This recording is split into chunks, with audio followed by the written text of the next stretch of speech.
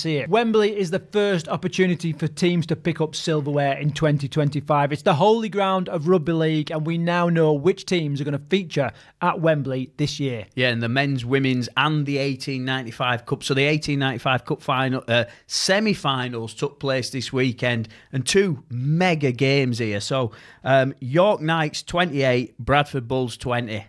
Hurts me that one, does Craig? Does just. Hurts me that one does.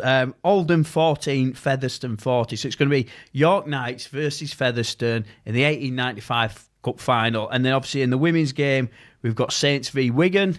And in the men's, we've got Warrington v Hull KR. So what's great about this is you've got 6 different clubs all going to be represented at the finals day at Wembley. I think it's a really smart move by the RFL that they brought this in a couple of years ago. They give these championship sides a chance to get to Wembley as well, and then we've had 2 different women's sides get there, so it's just perfect. Sets up what should be a massive crowd, I think. No, I think it will be a massive crowd.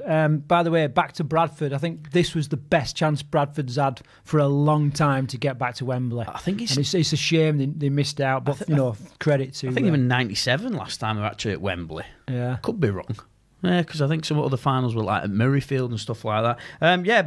York were brilliant. Bradford came out of the blocks the quickest, scored early points, and then York took control of it in the second half. The second 20 minutes of the first half, and they went into the sheds with a lead, and they came out in the second half and backed that up. And Featherstone really blew Oldham away. I didn't expect this result because Featherstone had a terrible start to this season. They made changes to their coaching staff. Paul Cook came in. Jed Corcoran came over from York. And Featherstone's fortunes have really changed, and they're getting stronger and stronger. And that is a shock result, putting 40 points on Oldham, who we know are just a star-studded side. So, fair play to Featherstone. Great win, that. And scheduling this year, Karl, because am I right in thinking that they had one game at the start, and then they had the men's final, and then they had another game afterwards, and that's just seemed a bit weird. They have the schoolboys final first, so the kids game first, then we have the women's final, then we have the Challenge Cup final, and then the 1895 Cup is after the Challenge Cup final, which is just a bit weird.